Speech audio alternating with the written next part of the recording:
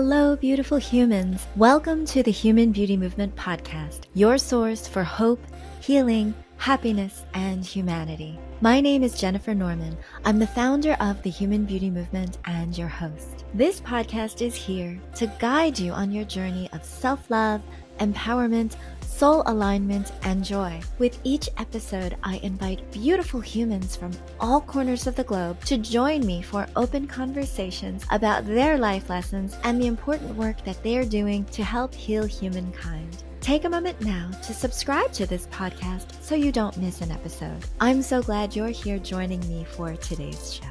Now, when I turned 35, I must say that my whole world changed. I had my first and only child, Kyle, which was an incredible experience. But something psychological and physiological definitely happened after 35 in terms of my relationship with my body. Now, many of you know that I had battled self-esteem issues since I was young, but there was definitely a slowing down that happened after 35 that really threw me into a bit of a tailspin. It was harder to work out. My body started to feel stiffer and achier. It became harder to get out of bed in the morning. Well, if this sounds relatable, I'm so glad that you're here because my guest today is a woman who knows a thing or two about this topic. Kerri Hallman is a women's fitness and hormone specialist who helps women navigate the changes that happen to their bodies after 35. She brings a wealth of knowledge and experience, helping countless women unlock their body's potential and reclaim their vitality. In today's show, you'll discover groundbreaking insights into the intricate relationship between fitness and hormones, from understanding how hormonal changes impact your metabolism to uncovering the most effective strategies for sustaining healthy body weight. Kerri is here to guide us through it all. I'm so happy you're here. Welcome, Kerri, to the show. Thank you, Jennifer. It's so nice to be here. Thank you so much for being here. Now, so many of us over the course of our lives have been focusing on losing weight and struggling with not feeling great about our bodies. And then we become obsessed with the scale. We've become self-critical. Now, you have knowledge that helps people have a healthier relationship with their bodies, especially going through midlife changes. Can you please first ground us in your background and your experience? Yes, absolutely. So thank you again for having me. So my background is actually as a fitness instructor and personal trainer. I did that for 10 years. I decided along that way that exercise was the be all and end all. That I was like, this is it. This is all we need. We just need to be active, eat healthy, which I thought was healthy. Calories in, calories out. Yeah, that's all we needed, right? And sure, in my 20s, maybe that early 30s, it may have worked. But along the way, I decided to make a few changes because I had been an owner of a women's fitness studio. And the people that I used to train and see come in on a daily basis, they were working hard, but their body wasn't getting any changes. And I couldn't figure out why because they were exercising, right? So I went and I started studying stress-reduced fat loss and became a practitioner in that. And what that does is it opened my eyes to way more than just calories in versus calories out. It opened my eyes to how stress affects our body, how each hormone that we have in our body affects what's going on. So it could be anything from sleep. Maybe you're not sleeping. So if you're not sleeping and you're trying to work out to feel better in your body and have your clothes fit better, it's not going to work because sleep is the foundation.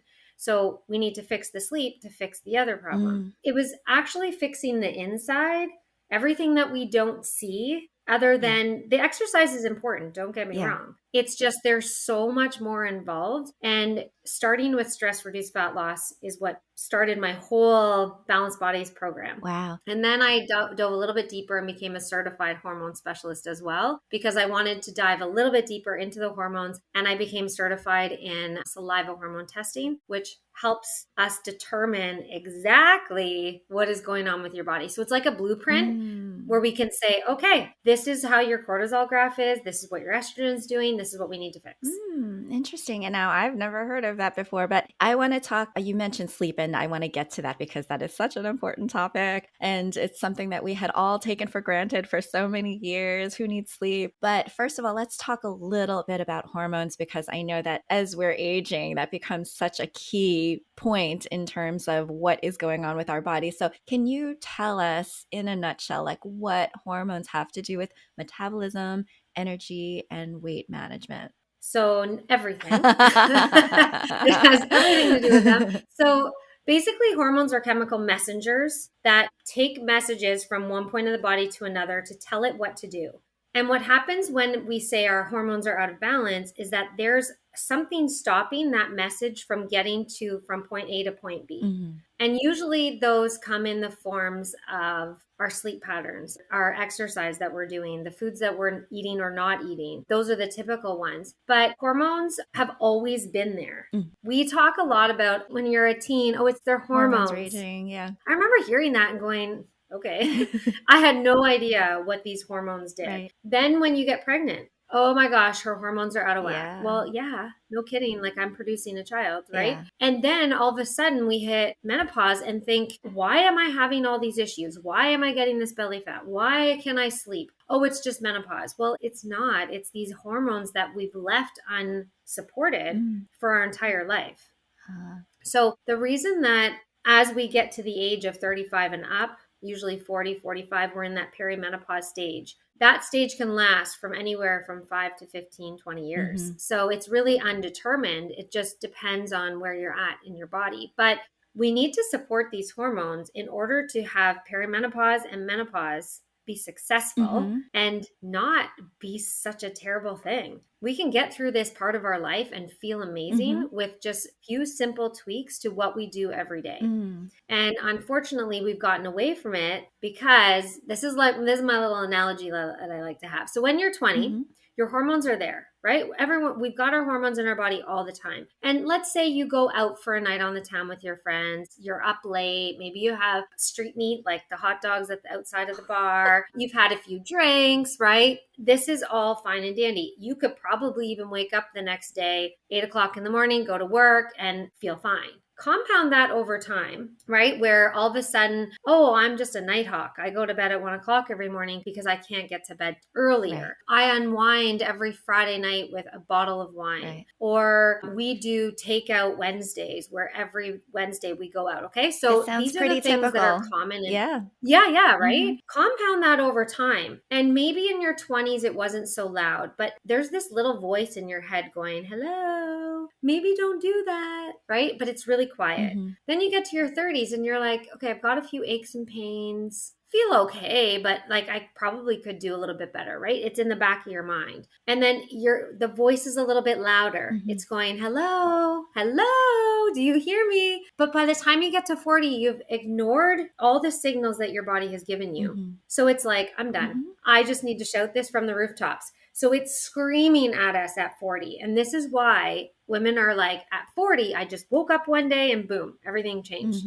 It's because we've ignored the signs and we've ignored that voice that's saying, I need help, I need support. So really, we need to start with our teenagers and we need to start helping them and teaching them how to support their body at this stage so that as they get through the stages, once they get to 40 and are in perimenopause, their bodies aren't screaming at them because they've done everything right. You know what I mean? Yeah, so many questions. But first, I forgot to do my disclaimer up front, and that is this is a show for information as well as for entertainment. It's for your knowledge, but it is not medical advice. We don't treat, prevent, or cure any diseases. Definitely talk to your medical professional or somebody who is licensed, somebody who is certified in order to be able to give you specific and personal information and guidance for your needs. When we're talking here, we are talking about generalizations, about saying like your hormones are this way. And certainly there are certain certain folks that have endocrine issues and a lot of very specific needs that we're not going to be able to address here in the realm of one show. However, I think that what Kerri is saying is so interesting because there are a lot of times where we have just kind of brushed our health under the rug and we've taken our bodies for granted for so many years. I know I had, and I was hating on my body ever since I was young and not realizing what a gift and a precious commodity our bodies truly are. And it is so easy to just stress and strain it to its nth degree because that's how we've been brought up, frankly. We've been brought up to be competitive. We've been brought up to do as much as we possibly could with our bodies. And frankly, because of society and the way that our lifestyles have been arranged and we become more sedentary, we aren't really, for the most part, treating our bodies with the kind of care and attention and becoming more educated and informed, such as what Kerri is providing. I often wonder, like, what do they teach the kids in school these days? What do the health classes look like? Do they learn this kind of stuff in elementary school or high school? I'm not sure. I don't know. Maybe they do, and they're way more informed. I know that there's a lot more free-flowing information out there because of Google and because of YouTube, which is amazing. But truly, I think that hearing it and doing it are two very different things. And so it's kind of like whatever we can do. And this podcast is all about helping to shine a light on ways that we can offer ourselves a little bit more love, a little bit more care, and continuously improve ourselves. And so by understanding a little bit more about what hormones do, how they are messengers, how they're going to rise and fall with the seasons of life, shall I say, it does become important on knowing like, well, okay, now that I'm 40, I've had this crash. Now what? It's like, okay, I can't go back and change the way that I was for the past 40 years, but what can I do now to help me at least get myself to a place where I'm feeling a little bit better? So let's talk about stress for a second, Kerri, because I know when the body is under stress, oh boy, that unto itself can do quite a bit of damage to the body. Yeah. So stress. We all know the stress where we're like, oh my gosh, I'm so stressed out at work, or oh, my kids are driving me crazy, right? Mm-hmm. That's stress. But there's also internal stress that we don't see and we kind of forget about, and we don't do anything about it until, like I said, it's screaming at us. Right? So think of this. We need stress in our body. We need cortisol. Cortisol is our stress hormone. We need cortisol. Cortisol gets us up in the morning. It reacts if we're being chased by a tiger, right? Like we need that cortisol to exercise. It gives us a cortisol boost, right? We need it. There is some good cortisol. The problem is we've become a population of chronically stressed individuals because of the food we eat, the hours we keep, right? We don't go to bed regularly, the artificial light, the phone in our hands, the environmental toxins. There's all these things that we don't even think about, like you said, take for granted, that are causing the stress on our body. So a natural stress response is you're running through the forest. A tiger comes up behind you, okay? Let's just say. Let's just say we're in a world where tigers are in forests. And your body is going to pick up the cortisol and it's going to make you run because it's trying to keep you safe.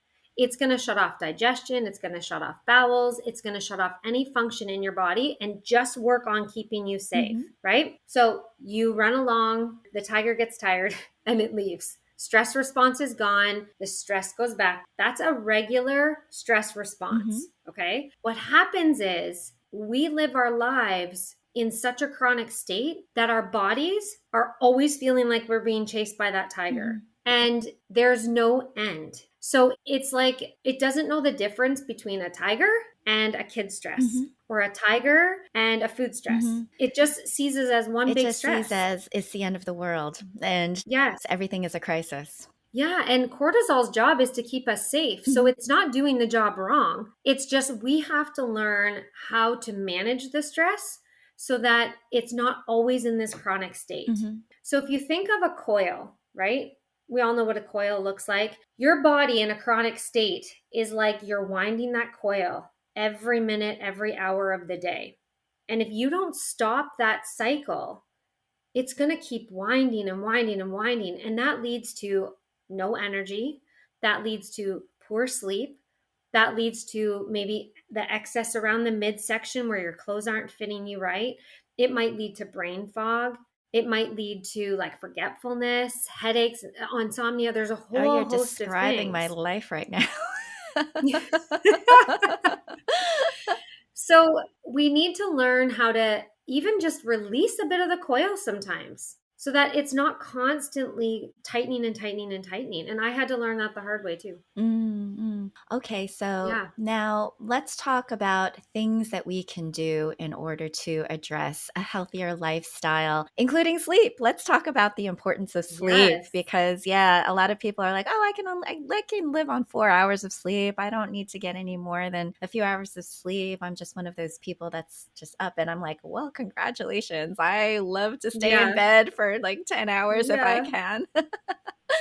Tell us about Yeah. sleep. Okay. So sleep is the foundation, right? We can't build a house with a foundation. We can't live in our bodies healthily without a foundation, and sleep is that foundation. So when we sleep, our body does some repair work. Mm-hmm. And it slows our digestion. It helps our gut because there's no food incoming. So there's these little bugs that like go around and sweep through your intestines and clear out everything, Mm-hmm. right? There's also growth hormone is one of the big hormones as well that we don't really talk about because we hear a lot about cortisol, stress, estrogen when we're women, progesterone, testosterone as men, right? Like we hear those things. Growth hormone is one of the big ones. So there's insulin, cortisol, and growth hormone that are the three big factors in stress. Okay. Growth hormone is when our bodies repair, because we all know that our bodies get better with rest. So, growth hormone, it produces between 10 p.m. and 1 a.m. every night. That's it. So, if you go to bed every night at 12:30, it takes maybe your body like 20, 30 minutes to get into a deep sleep. 1 a.m. is the cutoff for growth hormone. So, what's happening? Your body isn't getting the repair it needs. So it's not actually resting. If you go to bed at 12:30 and you wake up at 7 and you need to take a nap every afternoon, you're never going to get that growth hormone back. So it doesn't change based upon when you fall asleep. It actually it's like a circadian thing where It's it just just between hits those 3 between hours. 10 and 1 for everyone. Wow. That's So think of it extraordinary. like prehistoric times when we didn't have Mm-hmm. lights, we didn't have clocks. Mm-hmm. They ran by the sun, Mm-hmm. right? Mm-hmm. So as soon as it got dark, it was quiet time and our body was preparing for bed. And they eventually went to bed at whatever. Well, I mean, I wasn't there. I don't know, but I'm assuming like if it got The dark sunrise at and the 6, they're going sunset. to be Yeah. in bed by 8 or 9. Mm-hmm. Yeah. So we don't do that anymore because of our technology, because of electricity, because of our high paced life. And so we've gotten out of that pattern going to bed at that time. And 10 might sound absurd when you're used to going to bed at 12:30. So my advice, 10 o'clock is when I tell my clients, let's aim for 10 o'clock to go to bed, right? You got a little bit of grace period, 10:30, 11. Let's make 11 the cap. 10 o'clock is like the time that you want to get to bed. Then you wake up at the same time every day as well. That's another part of the story. However, so let's say you're 12:30 to bed every time. Like you've been doing that for years. And it's like, I need to change this up because I heard that sleep is important to go to bed by 10. So what I always say is if it's 12:30, back it up to 12:15 for a couple days. And you might lie there, be wide awake, right? Don't go on your phone, have a book, dim the lights, get your body prepped for sleep. Then once 12:15 feels good, try 12 and just go back 15-minute increments until you can get to a point where your body is like, wow. And I bet you'd feel 1,000 times better if you could back your bedtime up to 10 and wake up at 6, 7 o'clock every day.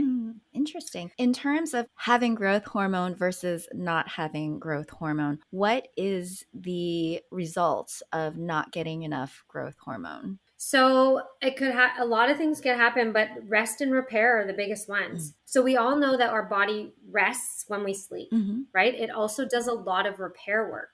So in that time, if you won't get it, so a growth could be stunted. If you're going to the gym and trying to build muscle, it won't happen.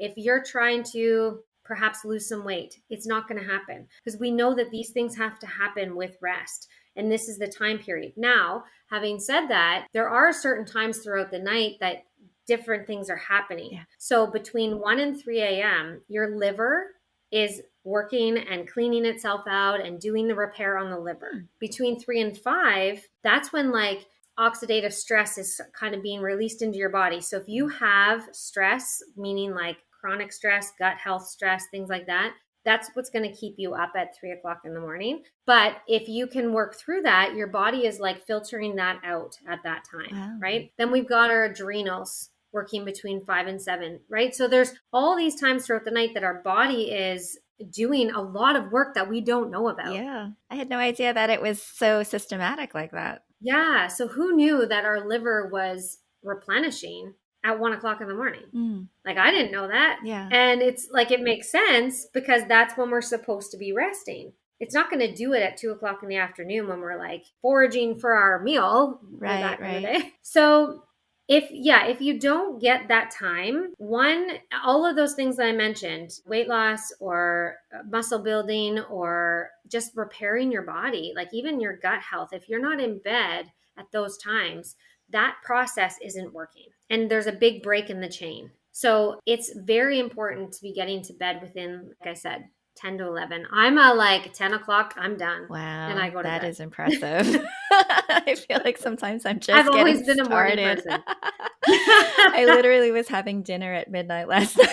So Oh boy. yeah. I'm one of those. And that's the interesting thing is that I think that becoming aware is one thing. And it's like, great, now I know what I should have been doing. And it becomes like, okay, Kerri, now let's be real. Like, here is my lifestyle. This is what I'm dealing with. And how in the world am I supposed to be able to do this without creating more stress on myself that, oh gosh, I'm doing it wrong, or that just messing and there's no hope. I think that the interesting thing is, like, I often wonder if, because we are evolving species, no question, we've been evolving for hundreds of thousands of million years, that what if the way that we are behaving in our lifestyle and in our changes in environment, and what if we are forcing evolution of our bodies in such a almost like a parabolic rate, if you will, that could be possible. And it's also kind of married to the fact that a lot of people are like, okay, there are so many quick fixes out there now, like just take a pill or take a supplement or take melatonin to get to sleep. Like, so a lot of people are trying to like use external things and even potentially things that a lot of nutritionists might tell them that they should be doing in order to be able to get themselves into a healthier place quicker, like these biohacks and things like that. I would love for you to just like comment on what your take is on certain of these quick fixes, and even frankly, Ozempic. I mean, let's talk about Ozempic. I know that you've probably got a whole lot of opinion about that, but because we've gotten ourselves into this place of just being used to fast fixes and saying like, well, it's easier to do that than to change my lifestyle. What would you say? Okay, so you might have to bring me back for like if I go off. Okay, it's okay. But we're going to start with, how do I make these changes? So when I work with the ladies in my group, it's very systematic. So I start with one thing and then we grow and we grow and we grow. So it's not baby like steps. the next day from you join, your life is changing, because remember, it's stress reducing. So like you said, how do I do this where I don't relieve my stress? Okay. So I start with one thing. We remove things that are causing inflammation, because inflammation is a big stress inducer, causes a whole host of problems in our body. So we're removing the inflammation first, and then we go step by step. Now, without being guided, just make small, simple changes, right? And the unfortunate part is, they're not going to happen overnight. You might see a difference in 30 days of your sleep if you are consistently going to bed at 10 and waking up at 6. I'm just using those time frames. It can be different for everybody, but you will see some changes. But so the problem is, like you said, we have been so designed and so marketed to that these quick fixes are what we need. The problem with the quick fixes is they don't touch on the basics. So one, they're restricting your calories super, super low, because there's no other way you can lose a lot of weight. Let's go with the weight, because that's usually what the quick fix is. You can't lose a lot of weight in 30 days and expect to keep it off. Right? So 1 to 1.5, maybe 2 pounds max every week, if that's what your goals are, is ideal, because then your body is able, like, the slower it is to go off, the longer it's going to take to come back on in 30 days. So I'm just going with the 30-day model. 30 days, you can't fix your sleep. You can't fix your gut. You cannot fix your cortisol. You cannot fix your estrogen and progesterone dysregulation. And that's the part that we're missing. And when you do these quick fixes, guess what happens? What? You increase your cortisol, you throw off your balance of other hormones, which then makes everything worse.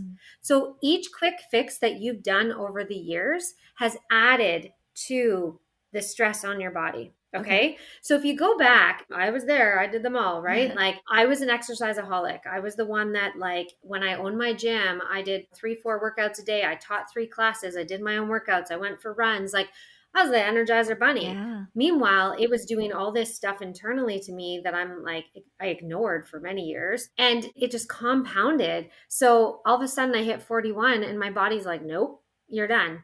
And I got injured. I had massive gut issues because I wasn't taking care of my body. And that's what happens is that these quick fixes, sure, in the moment, it's great. I've got a wedding in 30 days. I want to lose this weight to fit into my dress. Or I just want to feel good, right? So I'm going to go on this juice cleanse that's going to clear me of everything and I'm going to feel good. Okay, but then what happens, right? Like you're not taught how to live, right? You're just taught this thing. You can't keep it going. Right. You can't do a juice cleanse for the rest of your life. Right. You can't do the cabbage soup meals for the rest of your life. Are they supposed to be done just intermittently so that you're clearing yourself out? Is there any real benefit to doing a juice cleanse or water cleanse? No. So, okay, yes and no. However, the problem is that you can cleanse your body by eating real foods. Good point. It's just there's a systematic way to do it. You don't have to starve yourself. You don't have to drink liquids. You can actually chew food and they're better for you. So yeah, it's not going to be a 3-day juice cleanse. It's going to be a month or two where we clean your body out. But the end result is way better than this 30-day juice cleanse. Because usually in the 30-day juice cleanse, you're starved because you're only drinking vegetables and fruit. Yeah. And you're going to binge when you're done. Yeah. Your body, and then this again throws off your cortisol. Right? So that's the problem with quick fixes. And they're quick. So you're going to like the weight's going to be released. You're probably going to add it back on because you're going to do all your regular things again because it's not long enough to make habits. Then you're going to do another quick fix. And then the same thing's going to happen. And every year something's going to change. And then you go, well, I don't understand why my weight's going up or my pants don't fit or why my energy's so lagging or all of a sudden I can't sleep. This is why. Because we haven't been treating our bodies with respect. We haven't been treating our bodies. We haven't been nourishing our bodies. And we haven't been giving it the love it needs. As far as the Ozempic, the only thing I have to say is that anything like that you inject in your body and you don't have to eat, your body needs to eat. Like a lot of people that take it go, I'm not hungry, so I'm just not eating. Well, where's your body getting the nourishment from? We forget that food is fuel. We look at food as celebration, as emotions, as parties, right? Like we look at, it's so much tied to emotion, but really in essence, it's fuel. It's repairing, it's fueling you. It's doing all the things that we need it to do, but we have taken it for granted. So if you're taking something like Ozempic that's causing your body to not be hungry, where is it getting the nutrients from? Yeah, I mean, but isn't it getting it from the fat stores? And that's why people are losing weight as well. Not necessarily. They're not getting nutrients from that. They're getting energy, but not nutrients. Yeah. So your body needs the nutrients. And from the few people that I've talked to that have done it, I've had to keep my mouth shut when I'm purely talking to them, asking them for like information. What's this doing? How do you feel? And they're all like, I've never lost weight this fast in my life. And oh my gosh, I used to be so hungry all the time and I'm not hungry. Like I only eat dinner now. And it's like, your body can't function on that few calories. It can't do any of the things that it needs to do. Like we forget that our body needs food. It needs calories. It needs fat to do the normal processes and to keep the hormones happy. So this person that maybe have lost weight, they're going to feel good because they've lost weight, but there's a whole bunch of other stuff that's happening inside that is going to come down eventually. Your perspective is that maybe for a year, you might be happy, or even that, like you might be happy because you've been able to lose weight. Maybe it's even much more condensed time frame than that because you can't, to your point, go without nutrients for that long. But then it's not something that can be sustained, to your point before. It's not a healthy lifestyle solution for you longer term than just all of a sudden having this dramatic weight loss and looking a certain way for a period of time. There's going to be some price to pay afterwards. This sounds like your perspective. Yeah, because one, you can't put a drug in your body for the rest of your life. Some people would argue with that. Yes, it's not good for your body to put a drug into it for the rest of your life, right? Like, let's talk about stress. So you're putting a drug in your body that your body doesn't recognize. It's then your liver has to filter it through, and it's going to say, oh, I don't know what this is. And boom, it's going to go into a fat cell. It's going to be toxic. And you can actually get toxic overload by having so many chemicals come into your body. And it's not just drugs, it's tap water. It's the environment that you're breathing outside. It's from the gas station. It's this and that, drinking plastic water bottles. There's so many things that we have. It's an amazing thing that we are alive, isn't it? Oh, yes, I know. It's amazing that we I haven't know. poisoned ourselves to oblivion, but we are resilient. The body is incredible. And I must say that, I mean, there's more and more just rare diseases coming up. Like my son has a very rare genetic disorder. Lord knows where that came from, but a defect in a particular gene that was passed on from us. And just the rates of these ailments and conditions and allergies and all sorts of things. Certainly, we are symbiotic with our environment and looking at what we're doing. And everybody knows I'm a proponent of cleaner living in terms of just like making sure that we honor our own homes. We don't have to go out and try to clean up the world. If everybody were to take care of themselves first, their bodies, their lives, their families, and then it spreads out to the community. And ultimately, the world becomes a better place because we're all much kinder and more loving towards ourselves. And to this point, I love that you're helping people with healthy, longer term solutions, which are not quick fixes and which are not like fixes at all, frankly. I mean, it's kind of like these are the things that we want to address, and these are the ways that you can help yourself to be healthier, to be more comfortable in your clothes, to be able to do things that you want to do and live the kind of life that you want to live because you have the energy and you have the strength and you have the stamina. Those are the best solutions. They're the ones that we can adopt little by little with healthier habits stacking on top of each other, that we incorporate and become a bit wiser about ourselves, especially as our bodies are changing. What are some of the things we talked about? Sleep. We talked a little bit about getting like cleaner nutrition. Anything else that you think is just like on your top 5, let's say, of like, if you are able to address these things, then you're going to be in a better place. And of course, we can titrate and we can do things that are very individual based upon you and your top 5 go-tos in terms of recommendations. Yeah. So go back to basics. We have become such a complicated species and we overcomplicate everything. So we want to have our cake and eat it too, right? Like we want all the things, but you can't. Like if you want to have more energy, if you want to feel really good, if you want to like get rid of joint pain, if you want to get rid of the brain fog, just go back to basics, right? And by basics, I mean, have breakfast, have lunch, have dinner, have a couple snacks in between, remove inflammation, which is, I'm going to get a lot of, I know people are going to be like, nope, I'm not listening to that. Sugar is one, like a major cause of a lot of problems. So sugar, wheat, dairy, those are the top 3, corn and soy as well. So sugar, wheat, dairy, corn, soy, eliminate. If you can even just eliminate those, you will feel 1,000 times better. So, but go back to basics. Start eating 1 ingredient foods. So get rid of packaged foods, get rid of processed foods. Go to the grocery store and be like, do I understand what's in this label? Right? Don't look at in the label where there's the nutrition guide and then there's the ingredients. Everyone goes to the nutrition guide and goes, oh, that's too much fat, or oh, that's too many calories. Protein, you know what? And carbs. Shift your focus over to the label. Yeah. Go to the label. Can you understand? Do you know what they're saying? What's the first 3 ingredients? If they're clean ingredients and you can, like, the less the better for sure. But go spend a lot of your time in the produce section and the meat section. Like that's really all you need, right? I guess that would be 2. Reduce inflammation, eat your meals, drink your water.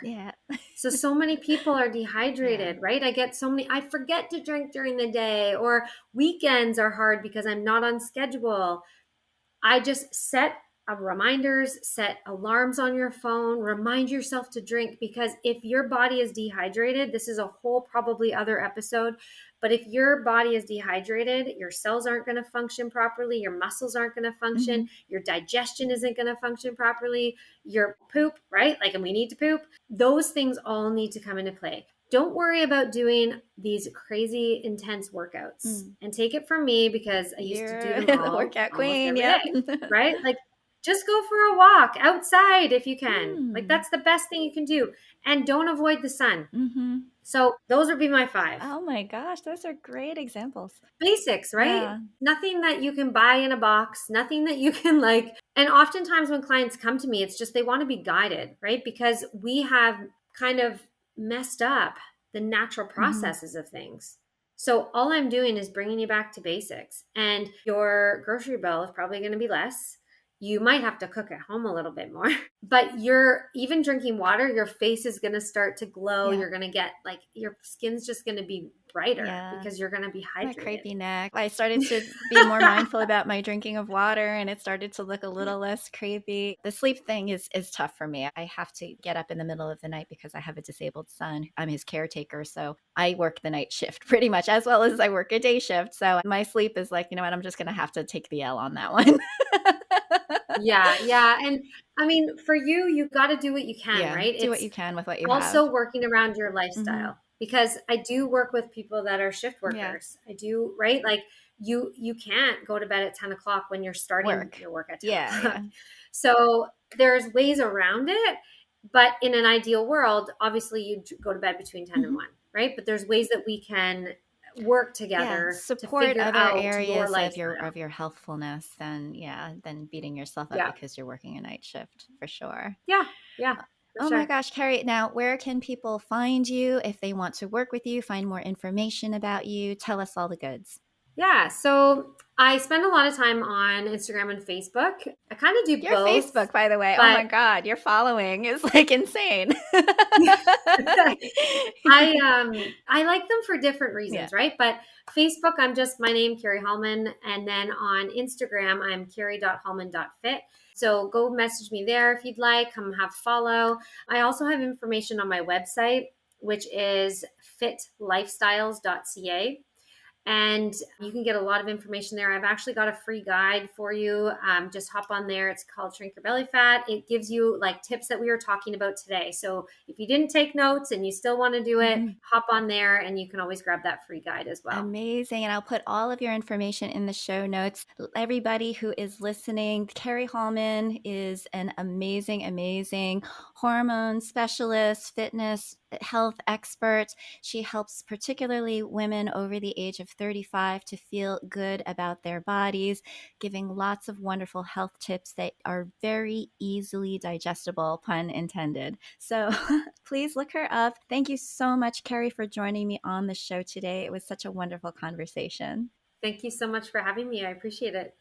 Thank you for listening to the Human Beauty Movement podcast. Be sure to follow, rate, and review us wherever you stream podcasts. The Human Beauty Movement is a community-based platform that cultivates the beauty of humankind. Check out our workshops, find us on social media, and share our inspiration with all the beautiful humans in your life. Learn more at thehumanbeautymovement.com. Thank you so much for being a beautiful human.